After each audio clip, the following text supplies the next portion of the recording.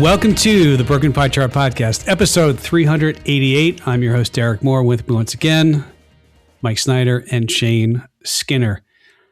All right, so Apple happened.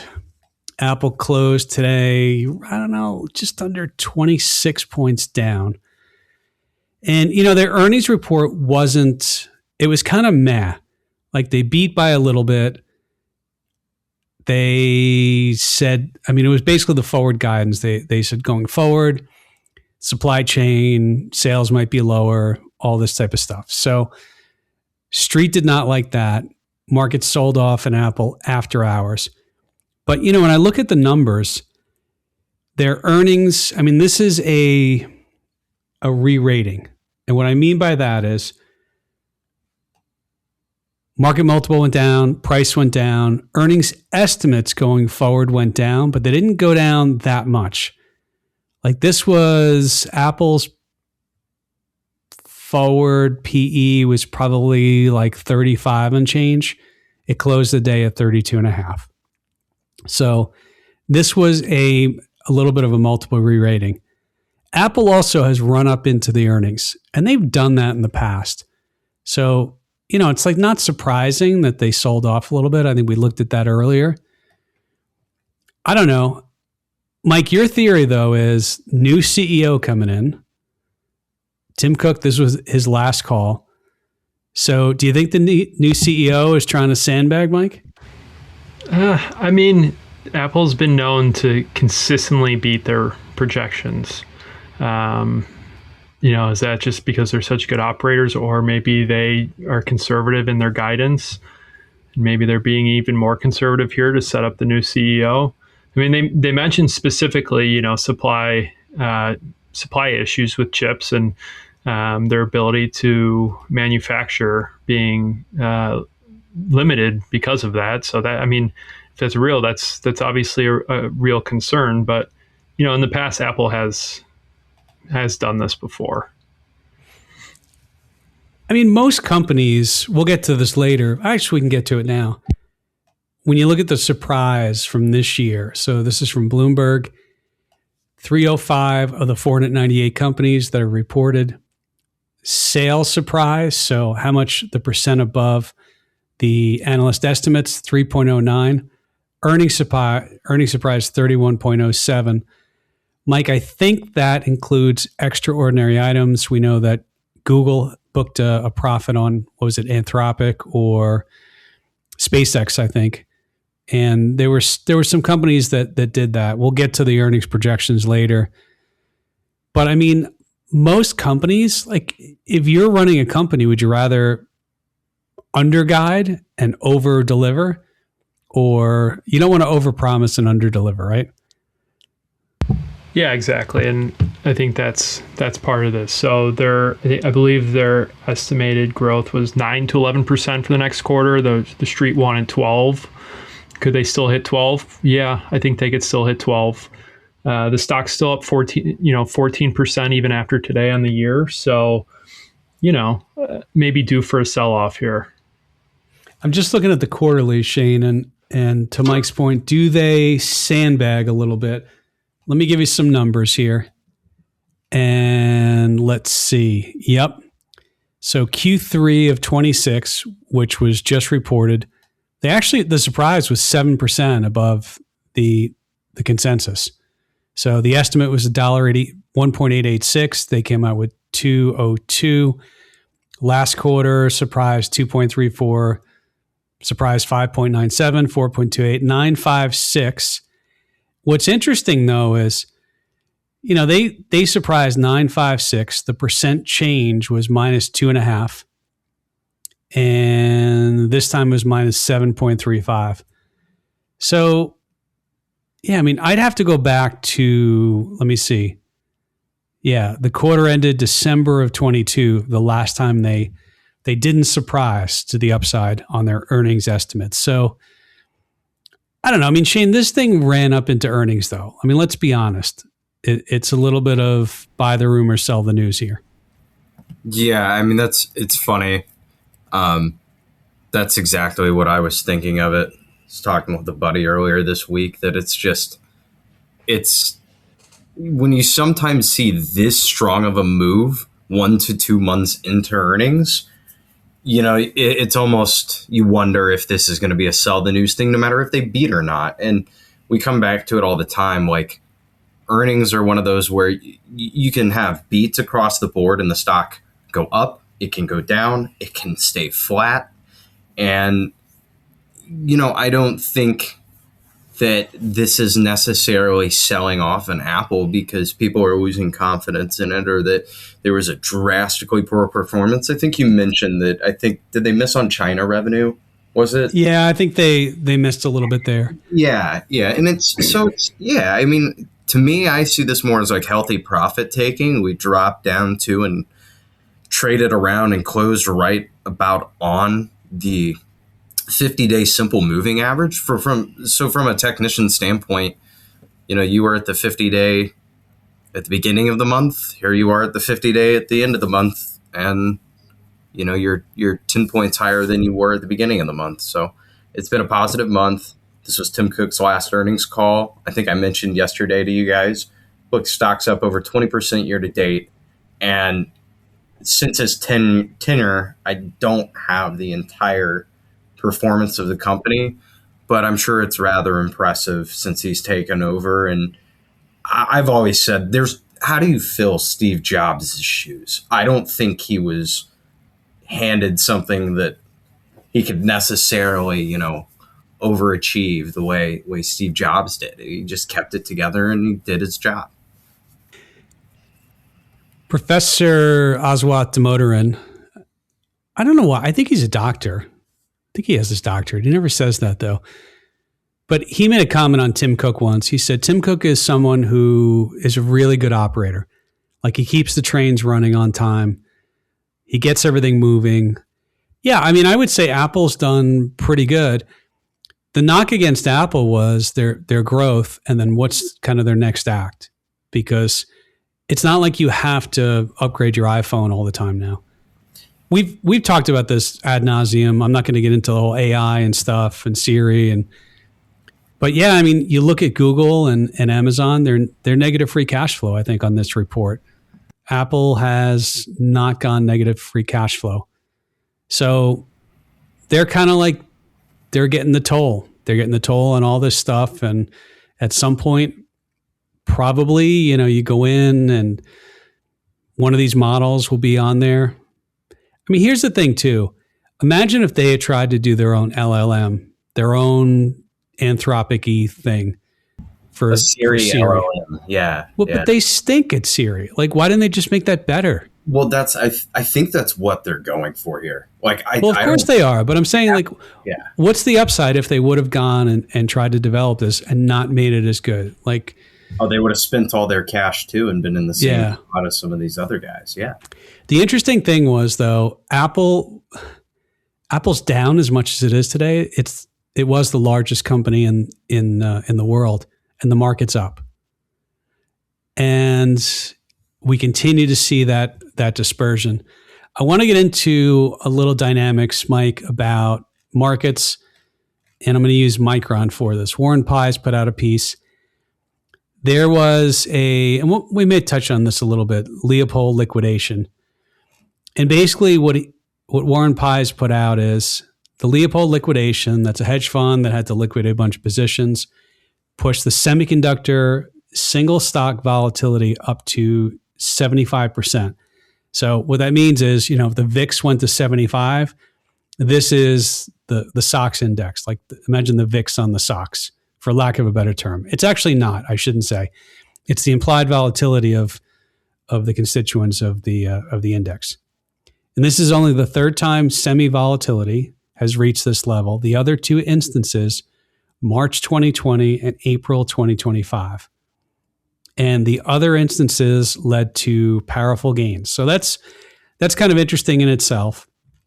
And then he showed we'll get to the dispersion.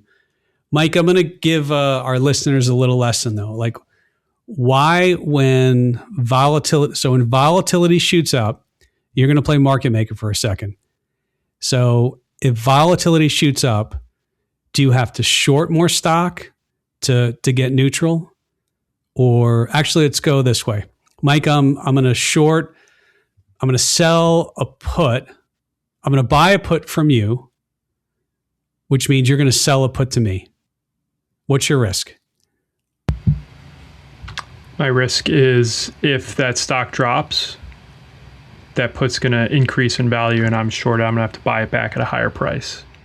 Okay, so I short an at the money, I buy an at the money put, you're short an at the money put. It's a 50 delta. How many shares of stock do you need to short to be neutral here, to hedge? 50. You have to short hedge. Okay. So that's kind of an easy one. What's not as easy is, imagine I buy a 15% out of the money put from you, Mike, and you are short the 15% out of the money put. That it may only have, I don't know, I'm going to make it up.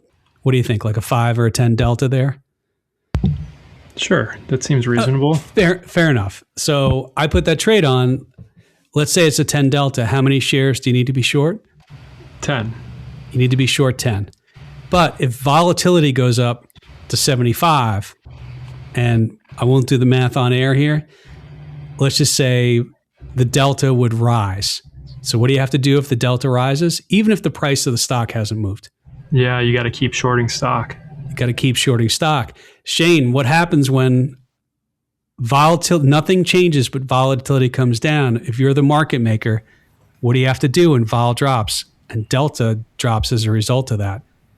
Do you have to start buying, right? Yeah, it's the Vana effect is implied vol rolls off. It actually affects delta too, not just implied vol and Vega. Yeah. So, I mean, this is kind of a complex topic and we could spend quite a bit on this. But Mike, back to the original point, like this is one of the reasons why I think we saw the sharp rebound. You had a surge in vol on the semis, on the SOX index. They sold off. You get kind of the snapback yesterday. I mean, that was a pretty violent snapback in a lot of these names. But part of that is, Mike, you're the market maker. Volatility is dropping and the price is sort of moving. So now think about the other side. You may have to buy stock or you may have to buy back your shorts. And what does that do? It accelerates the pressure to the upside, right? Yeah, exactly. I mean, we talk about how long-term earnings generally lead the market, but in the short term, there's all these dynamics. And this is a perfect example of what can move the market in big ways in the short term that really fundamentally don't have a ton to do with the actual, earnings estimates. Shane, the other aspect of this too is, I'll let you play market maker for a little while longer. If people are let's say people are buying calls above the market. So I buy a call, you as the market maker short a call. Now it's the inverse. Maybe I'm buying an out of the money call option that has a 10 delta. How many shares of stock do you need to buy to hedge? 10. It's 10. But what happens now normally in most cases, if things are really rising, you're not necessarily seeing a surge in volatility like you do the downside. But now, let's say the underlying stock is getting closer and closer to my call. The delta goes from 10 to 30. What do you got to do, Shane? I got to keep buying, but it's at a more aggressive rate because the closer the more your delta begins to increase, the greater the actual effect it is on your risk as well. So it accelerates, right? Yeah. So to kind of bring this home, and if you're listening in the car, if you haven't driven your car off the road yet, don't start taking notes. The main thing is the options market brings in an interesting dynamic here. And the dynamic is when volatility is going up or down, it changes how much market makers have to buy or sell. Market makers don't want to really take a position. They want to not make any money, not lose any money in a perfect world and make the spread. So the reason why I bring this up is it's not surprising we got the sell-off. The reason, though, and I think Warren Pies, and we'll get to the vol distribution here, but the reason he's kind of bringing this up is there was a hedge fund. And I hadn't heard of this hedge fund until yesterday. Shane, is Leopold? Is that the guy's name? Yeah. Okay, so the person who's, and I guess he's an ex Anthropic employee or OpenAI, maybe OpenAI. OpenAI, yep. And so he has this hedge fund, and it's a lot of the very volatile names. It's all around AI. It's some of the names you think, and some that maybe I haven't even heard of. But he's taking leverage. So as the market has come, some of these names, and just look at what happens with Micron. Micron we know has been since the end of June, really. It's kind of been in a off the highs. So you have leverage. No surprise, the more leverage you have when everything's going well, it helps you goose your returns. But when it's not going well, you could wind up in a forced liquidation. And I think that's what news reports have said about this. So when you have a forced liquidation and things are going down, all of a sudden they've got to sell more stuff into a market that's already going down. And I think that's part of the reason why you saw the volatility increase there. So I don't know, I feel like, Shane, I've seen this picture time and time again. Like, it's a hedge fund that had a bunch of stuff, market went against them, and they got to sell, right? I think actually, because of the size of it, didn't they have to do the trade with Citadel? Did I read that, Shane? They did. And, I think this is a lesson to be learned. He's a younger hedge fund manager. I think he's younger than me. I think he's 25. Mm-hmm. Which I'll say this, it's very easy to criticize and critique, and hindsight's always 20/20. I tip my hat to him for going for it. Not a lot of people can say that they've done that, and he was right there for a while, and he had opportunities to maybe hedge. And I think it goes back to the dangers of, there's obviously a multitude of different hedge funds, right? There are long only, there's long short, there's short only, there's short vol, long vol, whatever.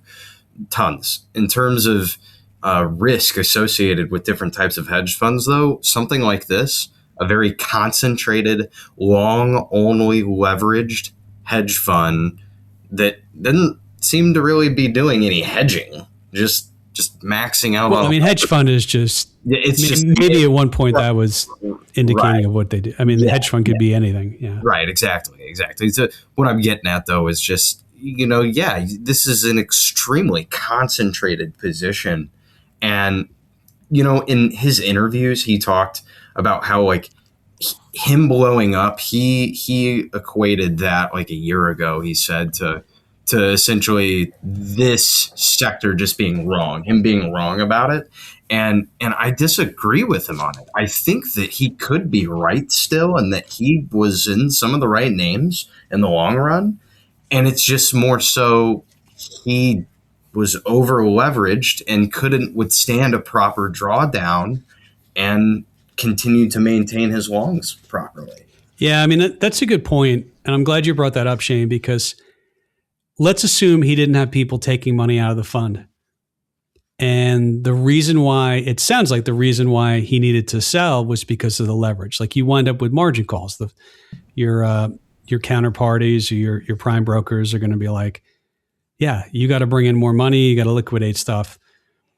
It kind of reminds me a little bit about Michael Burry. Michael Burry, of course, the big short. He was short or he owned credit default swaps and had to pay the carry on those. He was early. He didn't necessarily time it right before everything crashed. In fact, in the movie, they make the argument that, they weren't marking them correctly, but whatever. Things didn't really crash until afterwards. The lesson here is, it's leverage can force you to get out of a position earlier. You could be right on the idea, but wrong on the timing. And leverage sort of makes everything worse. It definitely bled into, Mike, the S&P volatility. The other chart that Warren Pies shows, I think it's a great chart. It's on Twitter. So if you look at Warren Pies, the S&P 500, it's, the bell curve. So I know the audience can't see that. Think about a bell curve, and it's kind of narrow, showing the S&P 500. And then the semis over to the right, the higher volatility there. And his point, I think, in doing this is the semis contributed to a lot of the implied volatility showing up in in the S&P's elevated constituent level volatility. So, this is, I don't know if you have anything else to add, Mike, but it's like, yeah, I mean, semis caused a lot of volatility.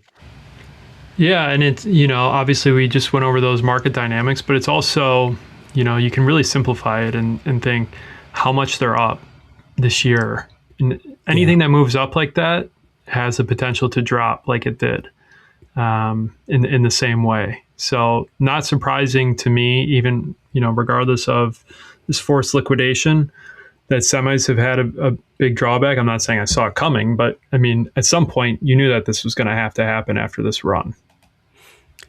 If you look at, I guess I can pull it up on Bloomberg, but you can have stocks in a 50% drawdown, but still be up 100% year over year. And I think that's the point you're making. Like these ran so far. And, what is Micron down now? I guess they were down about 30%, 28% from the high. I mean, if you would have bought Micron, I mean, I could even do this. What is it? July 30. What do we want to say? 25? Sure. So if I do Micron from July 20, it's up 655% since July 31st of, 2025. And I say, okay, well, what is it up or down from June 1st? And it's actually down 20%. Like you're like, oh, it's a 20% drawdown. Yeah, if you bought it at the high, and there are people who bought it at the high, but yeah, to your point, Mike, like none of this is surprising. Nobody's surprised by this. Like we go over this all the time, like Meta, Apple. Apple went down. What was Apple down today at one point? Like this happens in stocks. That's why single stocks have the most concentration risk. Yeah, and semis specifically. I mean, if you look at their annual performance, it's always either a lot more or down more than the market. Last year, it's up 40%. Look at a year like 2022 is down 35%. So it's got a high beta, and this is what that sector does. We're still up seeing 67% this year. It is okay. Yeah, I mean. But this also speaks to how much dispersion we're seeing in the market. Like there was a period, Shane, where, you think about probably most of 24, 25, like everything kind of moved the same. If you looked into Mag 7, they were all plus or minus, within. It's not the case anymore. Like you have stocks going up, you have stocks going down by a lot. There's a lot of difference and the Mag 7 is not doing great. Like it's the other stuff below the surface that's carrying the market. Absolutely. I would say in the past week, it may have caught a bid here. We'll see if it plays out. But yeah, I mean, if you really think about it, coming into 2020s, the Mag 7 was sort of the leader. And then the chip AI sort of narrative thing started to pick up the semis, right? And a lot of the major explosive growth we've seen over the past probably 2-3 years I think it's come more from it, basically what this chart's showing. Like everywhere else other than the Mag 7, they've been sort of trailing off. And so, but I was talking with one of our sales guys yesterday about this. I'm loving the decoupling of correlation across assets on a broader scale and individual stocks across the market. It's finally feels like you're having to sort of earn your money in terms of picking if you're going to choose individual names. For the longest time there, it's something like we were at the highest correlation level of cross-asset correlation we'd seen in, I think, measured history. That's not fun, to me at least. It's you're not earning it, picking anything. Well, I mean, you weren't for a long time. I mean, people could just buy the market, and now, the stock pickers will say, "Oh, now's the time, for stock picking." Here, I want to go to this. This is from Urian Timmer. over at Fidelity, and he puts out some really interesting stuff. I'll explain this. He is comparing the payout ratio. So the payout ratio, I'm going to give you just a simple definition of this. If you're a company, how much of your earnings per share are you paying out to shareholders?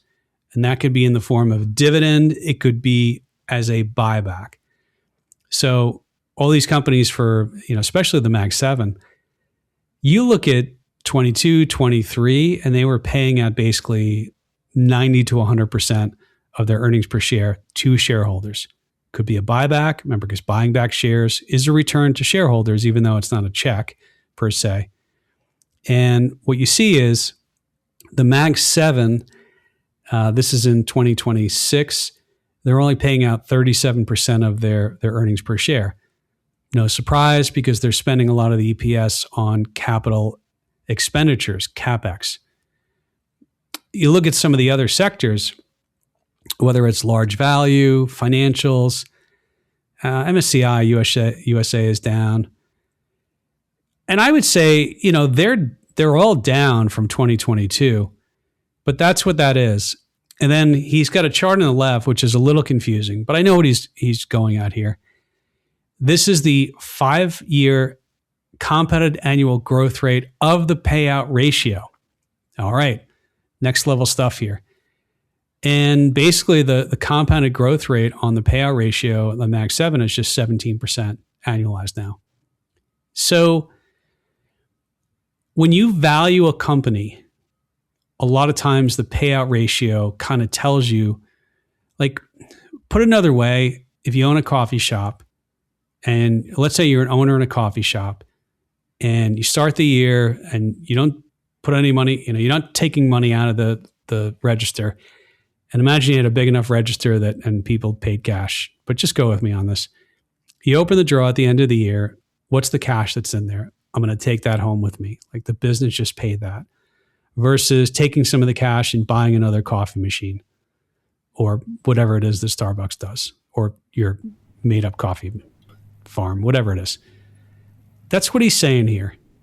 And I think the point that he's making on Twitter is there are other areas, for example, large value, financials, international, that their payout ratios are actually compounding upward as opposed to the Mag 7.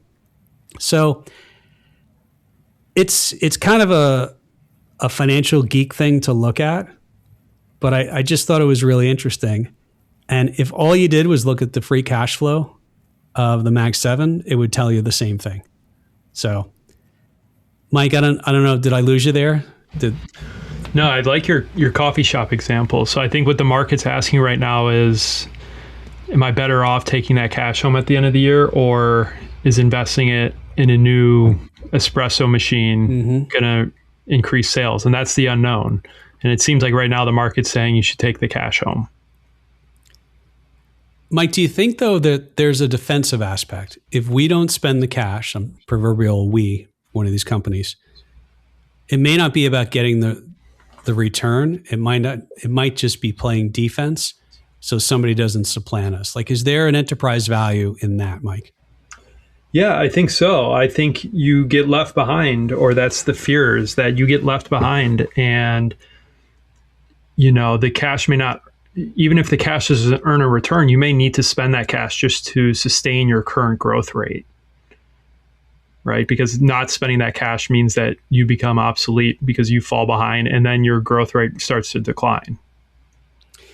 Shane, there's an argument too, and I'm just looking at these lines to see if I can make this argument. But as the Mag 7's payout ratios have gone down, meaning they're reinvesting a lot of the cash instead of paying it to shareholders, that is flowing through to the other areas. So they are the receivers, the recipients, the benefits of all that cash flow that's going to them. I mean, Shane, that you could make the argument that, yeah, that's why the other areas are sort of growing and the Mag 7's not. It's got to go, like, it's not going to an empty lot in Secaucus, New Jersey. Well, right. And that's, I mean, So I want to use Amazon's earnings for an example here. Yeah. They had a huge beat on their earnings per share. If you didn't know the depth of the details, on the surface level, they reported $5.75 earnings per share, and it was estimated to be $1.82, $1.83. So you look at that, and I mean, it's on paper, it's like, wow, insane beat. Huge move up today. It closed up 15.32%, up over 36 points. Again,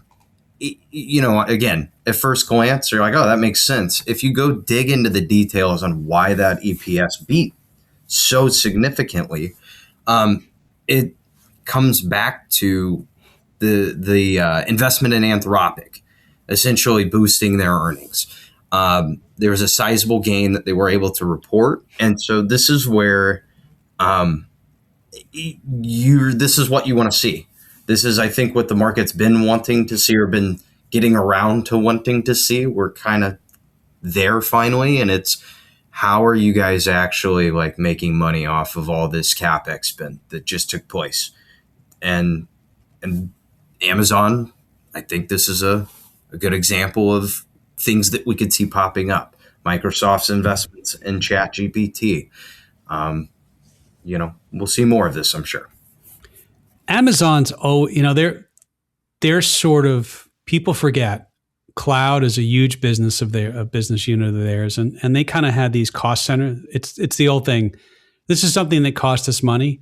I wonder if we could just do this and then turn it into a profit center, meaning, yeah, we'll build the extra compute. I think the story is around Christmas time or the holidays, they would go and have to rent extra servers and things like that. And then eventually they said, well, if we have to add this, maybe we'll just build it ourselves and then we'll rent it out to other people to solve their problem. I think that's how the AWS started. Amazon's an interesting one because they may, and I haven't. Is it Trainium? Is that the chip? I could be wrong on that, but I feel like they're starting to make their own chips, or they want to. And they're a company that's turned cost centers into profit centers. So I think it's just something to watch with Amazon. Like, they're a conglomerate. You think about it, they own MGM. They own, certainly they're an online retailer and bookstore and all that stuff. They give it all this data. They have recurring revenue from subscriptions through Amazon Prime. Most people don't use half the stuff that's offered there. So, yeah, it's almost been like a forgotten Mag 7. Like, Mike, when you think about the companies that everyone's talking about, everyone's watching, I feel like Amazon drops off the conversation. It does, yeah, and it had for a while there. I think it's back in the mix after that earnings report, but yeah, it was certainly forgotten behind, NVIDIA, Apple, Google, Microsoft. Even when, Microsoft's selling off, it's still sort of front page news and something everyone's looking at. And Amazon just wasn't being talked about very much. I was going to say Broadcom's the other one, but it's AVGO, right? Yep. That's the other one nobody really talks about, but oh yeah, it's in the top 10 in the US as far as market cap. So, all right, let me switch to talking a little bit about earnings per share versus earnings per share X extraordinary items. And the way that you'll see this listed is EPS before XO, positive. Just means it has to be a positive number. And Mike, you had actually asked me this. And you said, yeah, the earnings growth right now is about 27.13% estimated forward 12 months by the analyst. And $3.74 per share is the EPS. When you do that and you do a forward price to earnings multiple, we're actually under 20 now. We might be a little bit above 20 now today because the market rallied. But as of yesterday, it was 19.94. So the market got cheaper because earnings estimates are going higher, even though the market is, we're not at all-time highs, but it's come back a little bit off the all-time highs. So Mike, you asked me, and if you look at the graph, you'll recognize that graph. We look at that every week. So the earnings per share before extraordinary items is like, oh yeah, I invested in that company and the company sold, so I had kind of a windfall. 29.91% is the forecasted 12-month forward earnings growth in EPS before XO. And the forward multiple on EPS before extraordinary is 20.98. So it's like an extra one multiple point, but it's not that difference right now. And Mike, I didn't go back and look and see is the spread on this widening. Like a lot of companies, they just seeing these one-time events. But you asked me about this, so I thought we'd spend a little time on it. Yeah, I had heard that, there's tariff refunds that were being distributed. I think Apple, and I need to verify this, but I thought I read that 11 cents of their earnings were from a tariff refund. So I was curious, that seems like a one-time item, and actually makes that gap between their beat and the estimate a lot closer.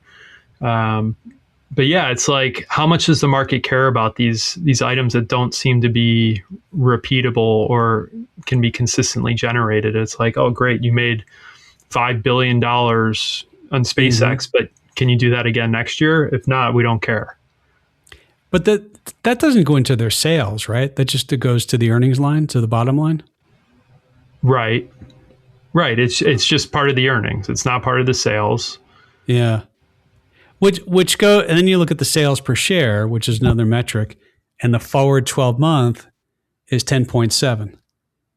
Like Shane, we've been talking a lot about, even if companies do some accounting stuff, like, oh, they depreciate that or they do this, like that's not increasing sales. Sales at 10.7% forecasted growth. What did I say to you, Shane? Like historically, I think like 3.5, 4 is kind of the long-term average, probably more like 3.5. Yeah, somewhere. I think somewhere. Like sales are growing here, and these are nominal. So if inflation raises prices, sure, whether or not that shrinks demand or anything else, but like 10.7% forward sales growth. It makes me want to bring back up the NVIDIA Cisco thing. I have not seen any data or charts or anything on that as of late. And I'm not saying that we're witnessing a Cisco 2.0 within NVIDIA. But at the same time, I really think that it's worth questioning. Like, is the level now that the hyperscalers have effectively gone net cash flow negative, like, can we expect the continued purchasing of these chips at the rate and in the same manner that, we've been witnessing for the past 2-3 years now? I don't know.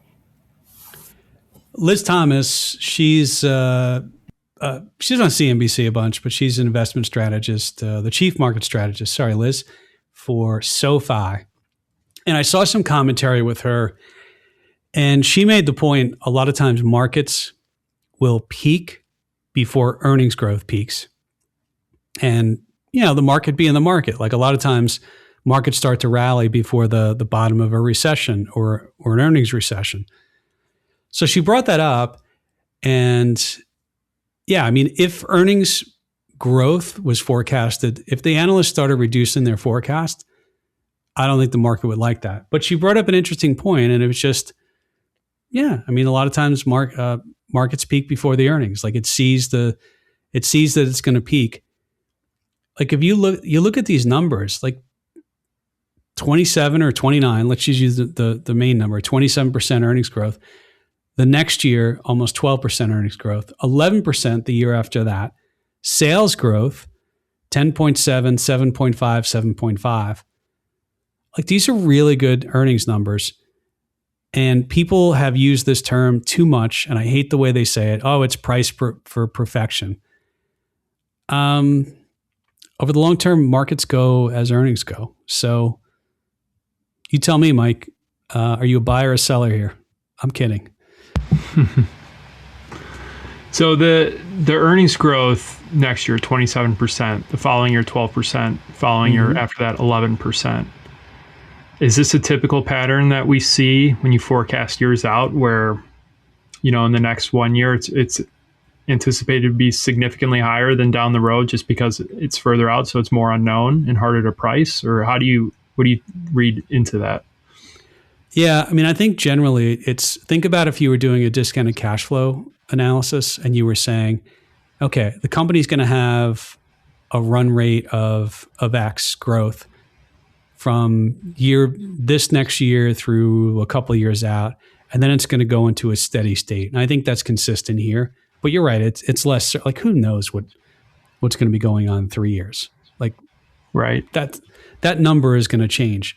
Like 3 years ago or 2 years ago, what was it 27% growth? No, it was probably less than that. So, no, I think the forward, but this reflects what the market thinks and what the market is trading off. Like the market trades on the future. Yeah, I think Apple's a perfect example.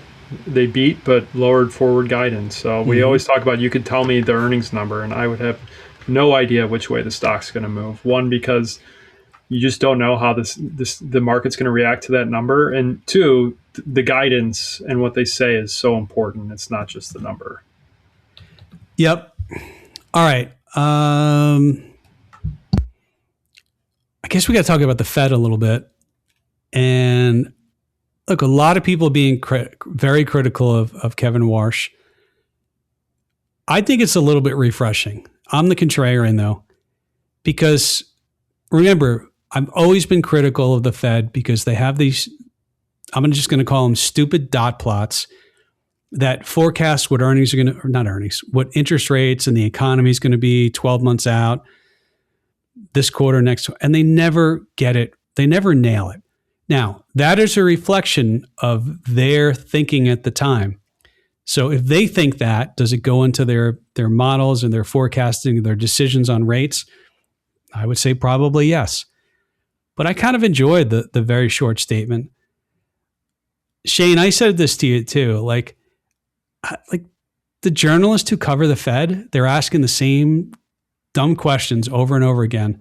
Like you have the Fed chair there. I'd love to ask him a bunch of questions on any number of things, but they chose to just ask the same question 12 different ways, and he answered it the same. But he made the point that, look, the market's already tightening. The market's already tightening because it has taken interest rates in 30-year yields, 10-year yields, but especially look at 30-year, and the curve is steepening. His point is, like, does the Fed have to do everything? The market's already doing this. And I thought that was an interesting point for him to make. Well, I think that, again, you have it's a new chair with a different take on how things should be ran and or how data should be collected, what data should be collected. It's, to me, I don't think he's doing anything wrong. I think that I was telling Mike yesterday, like, I feel kind of bad for him because, like, just like any other Fed chair, like, they didn't start the fire. Like, they didn't, like, what he's inheriting right now, the situation that he's in, it's not an easy one, having to sort of deal with what's going on outside of the Fed's ability to control geopolitically. And same time, like, yeah, he does keep coming back and saying, like, look, we need to get to 2%. And he's not going to say 2% and then, hope that, okay, 2.5%, 3% cuts it. To me, at least when I was listening, I interpreted it as he wants to get official inflation levels down to 2%, truly. And so maybe that means we stay higher for longer. Maybe he doesn't raise, but maybe he just doesn't cut. And then after some time, we do, after something maybe breaks. I don't think he wants to break anything. But yeah, I also think that, at the end of the day, the Fed can't control, again, a lot of the supply side related stuff that is inflationary. And I don't think that stuff's going to go away anytime soon. No, I mean,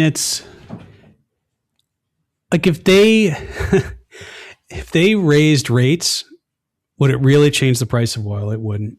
When you look at just the contributions of CPI, and I kind of doing this on the fly, but yeah, I mean, like energy was responsible for a full 1.013 of the 3.5. So if you take out energy, then 2.5, it's what's left. And then food was 1.4. So of course I could just look at core. Yeah, I could have done that too. Here, I'm doing this the long way, but I don't know. I like the idea of the Fed being less involved, but I'm a contrarian on that. And I'm not sure. I go back to 2022 when they started to raise rates.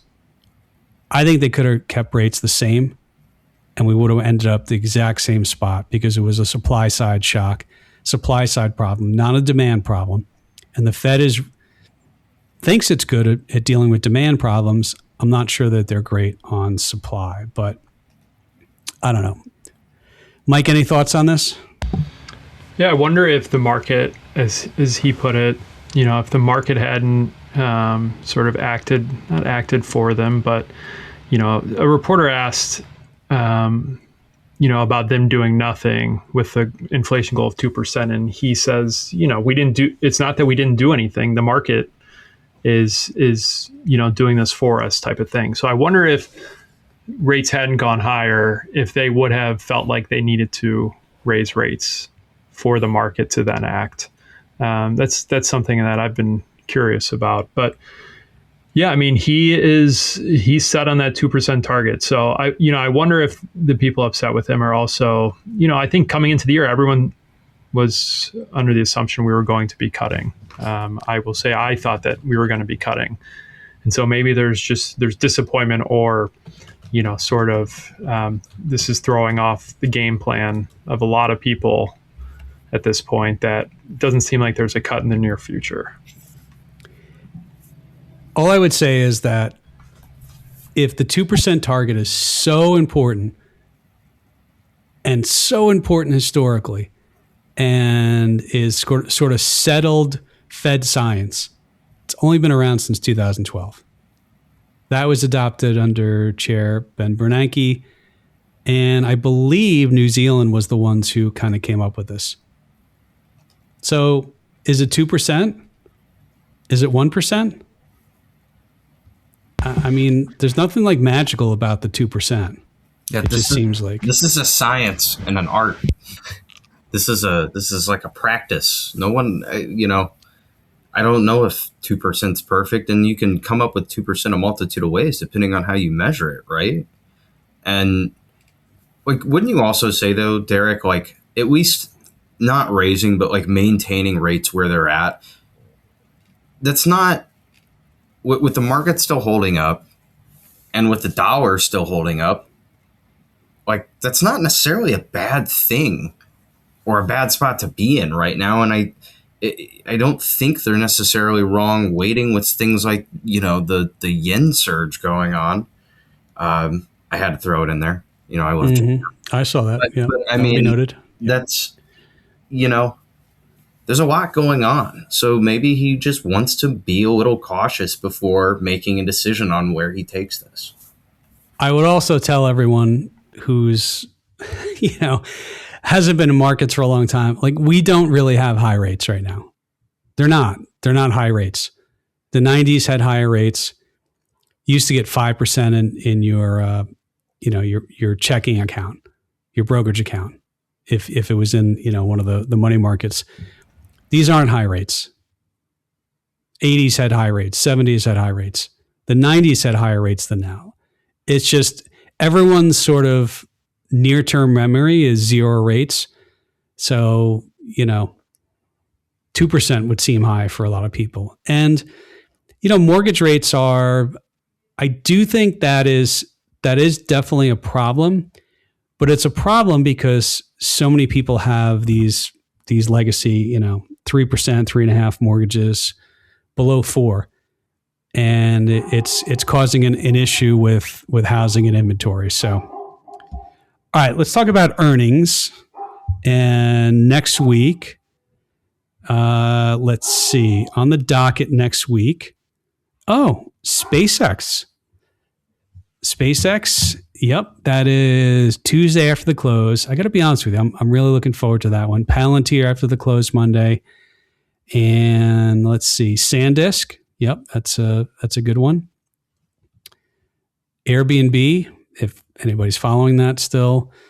Let's see who else is on here. Yeah, I mean, we're starting to get past the real meat of it. AMD, Lilly, Uber, Disney. Disney's been a quiet one for a long time. Mm-hmm. So, when I look at like SpaceX, and here, let's do a little. Can you guys guess the implied volatility for next Friday's options? Don't look. On SpaceX. 68%. Did you look? I did not. Okay. Mike, what do you think? 85.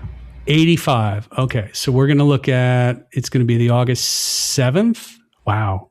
Already August 7th. Okay. So the August 7th, so SpaceX closed today, 108.37. And I'll use the 108 and the 109s. Okay. What did you say, Shane? 68%. Okay. You're both way off. So, it's way higher, isn't it? Yeah, it's 149 and change, almost 150. Great. Yeah, so let's look. It's kind of, let's use the 108s. So if you bought the straddle, 870 plus 945 plus 870, what does that give you? 17, 18 and a half bucks, something like that. So that's how much it costs for the straddle. 18 and a half bucks, on a 108.37. So 17% is what you'll pay for the straddle of the cost of the stock. That's the back of the envelope.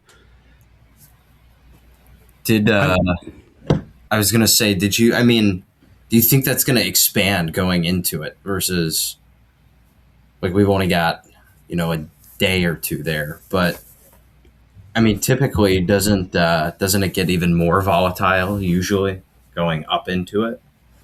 Yeah, you would think. Unfortunately, or fortunately, this is Tuesday. We don't have like a Wednesday expiration or a Tuesday expiration. Actually, it would be Wednesday. Wednesday's the one. So you got the extra 2 days. I'm really looking forward to this one. I think it's going to be interesting. There's a lot of people who say, well, SpaceX should have come public a long time ago. But I feel like when you look at their earnings and everything, they're still a nascent company. And I feel like they're very early. The question is, when you look back, 10, 15 years from now, if you bought it today, are you paying less than 1 times forward 10-year earnings per share? Or is this a company that has already reached its all-time high? Like, you just don't know. I feel like, though, a lot of people they want to own some shares and participate, because if it does really, really run, they just want a piece of it. Yeah, I could see that. And there's a nostalgia, and there's like a brand behind Elon that doesn't exist with most companies, wouldn't you say? Like, I don't know really anyone else that runs a business that's so much of a personality, if you will. Well, that's key person risk. That is personified key person risk. Can you imagine if something happened to Elon, or he needed to step away from the business, or he just decided to go be an aromatherapy gardener and walk away from everything? Like, those companies would not react very well, I don't think. So Palantir, by the way, just curious, Palantir closed today at 123. If I look at the August 7th options on Palantir, okay, it's like a 101 implied volatility. So less expected move from Palantir after the close Monday. than I was going to say Tesla, SpaceX. So, all right. Yeah, like I'm kind of looking forward to SpaceX earnings. I'll be honest with you. Yeah, I think one to pay attention to, Derek's oil too. You had mentioned like a week or two ago. Do we see a situation here where oil pulls back and some of these oil companies actually continue to hold or go higher since they've broken out the past quarter or two here in 2026? And so I'm actually interested to see that industry across the board and what they report just as a sector. Yeah, I mean, they definitely came back in towards the end of June, and then we've seen them rally a little bit. Now, a technician would say you've seen a series of lower highs and lower lows, and it's a pretty wide channel. But yeah, wouldn't that be the crazy thing if we saw oil come back and the earnings or these oil companies actually continue to rise? Airlines is the other ones. I mean, airline stocks are tough. Always have been. They're really tough. Cruise stocks too, yeah. But, you look at some of the airlines. This is my guess. If oil comes down here, they've already tested it. They've gotten a free marketing test of raising fares. And I think they'd be very slow to lower those fares.